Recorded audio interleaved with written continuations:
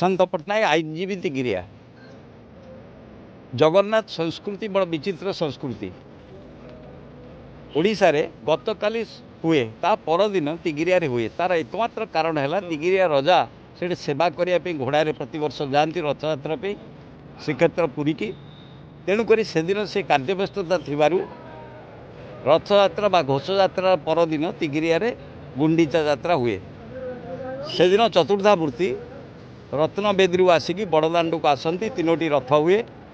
ये बहुत प्राचीन पुरातन इतिहास एवं तथ्य लोक तथ्य कहे जे तिगिरिया राजा को स्वप्नादेश होता एवं पुरीर प्रकृत विग्रह आसिक तिगिरिया जगन्नाथ मंदिर थिले तार कारण है अतीत मोगल माने ओडिशार मंदिर उपर आक्रमण करुले एवं धन संपत्ति लुट करुले तेणुक जो मूल विग्रह जगन्नाथ श्रीक्षेत्र थी मूल विग्रह तिगिरिया आसिकी से दिन पूजा पाला देखा गले शास्त्र कहे एवं ऐतिहासिक माने कहती जे तिगिरियार जो दारु ब्रह्म जगन्नाथ बलभद्र सुभद्रा एवं सुदर्शन ये होती पुरीर मूल विग्रह गुप्त श्रीक्षेत्र से कहुए एठे जगन्नाथंकर जो मूल विग्रह श्रीक्षेत्र मूल विग्रह तिगिरिया पूजा पाउथिले एवं तांकर ना प्रसन्न पुरुषोत्तम देव थिला से प्रसन्न होते एवं तिगिरिया प्रतिष्ठा लाभ करथिले तेणुक से प्रसन्न पुरुषोत्तम देव कहुए एवं पुरीर नीतिकांति अनुसार तिगिरिया मंदिर जो ट्रस्ट बोर्ड अच्छी देवोत्तर विभाग तरफ से भाया कार्यक्रम कर आज आप देखु जन समागम बहुमात्रा अच्छी कारण लोकंर विश्वास अच्छी ये अति प्रत्यक्ष ठाकुर एवं आज रथ पथ एवं श्रद्धालु माने एकत्रित होती हजार हजार लोकंर जन समागम होती या भितर ये जो रथयात्रा बा घोषयात्रा ओडिया संस्कृतिर एक अन्यतम उदाहरण आज चारि विग्रह राजरास्त को आसी ये भातृत्व एवं भाईचारार एक निदर्शन मानवीय लीला प्रभु जगन्नाथ ये मानवीय लीला वर्तमान समय आम जिते विज्ञान अग्रगति कले आध्यात्मिक चिंतन बा चिंताधार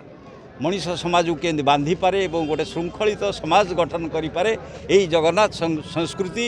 समग्र विश्व को यही वार्ता दे थाए जहाँ फल आज जगन्नाथ संस्कृति केवल ओडिशा रे नुहे बा भारत वर्ष नुहे समग्र विश्व रे आज यही कार्यक्रम होउची एवं माउसीमा मंदिर रहिबे ये गोटे मानवीय लीला यही आमे जमती परिवार भितर रोचु ठाकुरंकर मध्य से भली अभिमान थाए सी तांकर जन्म वेदी गुंडीचा मंदिर को जाकि 7 दिन रहिबे ता भितरे लक्ष्मी माँ जीवे जगन्नाथ बलभद्र सुभद्रा मानभंजन करेंगे।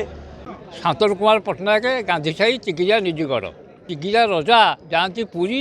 पुरी रथयात्रा सारिकी आसिकी ता बासी दिन से रथ चढ़ा हुए यहाँ आंक ना हो प्रसन्न पुरुषोत्तम देव ये प्रसन्न होगी पुरी आसते बांकी मुहां लगे एभला सुंदर झील जिते विदेशी आसती कहते एभला सुंदर झील तिगिरिया गड़जात्रा आम देखनु आउ एठी पुरी नीति संगे समान आउ एठी रजा भी छेड़ा पहरा करती मु तो देखा भितर मत तो है 65 वर्ष ता पूर्व हो शुणी 100 वर्षर परंपरा मो बापा माँ ठूँ मुझे शुणी 100 वर्षर। रामनारायण महांती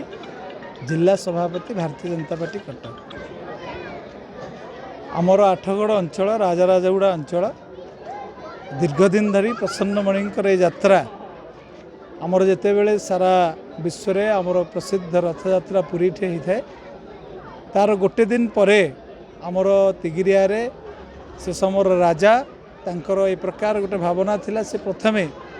पुरी रे जाइकी भगवान रथयात्रा रे भाग नियंती एवं परे आसी तांकर निज अंचल रे मध्य प्रभु को से यात्रा रे नहीं थांती से दिन ठू दीर्घदिन धरी ये यात्रा आरंभ होईची आउ आपणकर ये देखिए जगन्नाथ बलभद्र सुभद्रा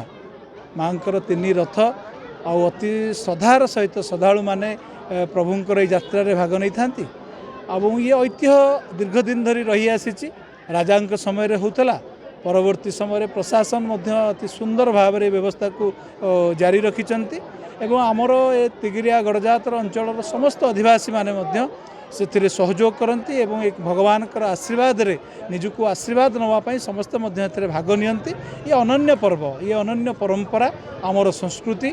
ଆକୁ ଆଜି ବି ଆମେ ସମସ୍ତେ ଭଗବାନଙ୍କର ସେଇ ଆଶ୍ରିତ ହେଇ ସେଇ ଶ୍ରଦ୍ଧାଳୁ ଭାବରେ ପ୍ରଭୁଙ୍କ ପାଖରେ ସମସ୍ତେ ନିଜକୁ ସମର୍ପି ଦେବା ପାଇଁ ଆଜି ସମସ୍ତେ ଏକାକାର ହେଇ ଧର୍ମ ବର୍ଣ୍ଣ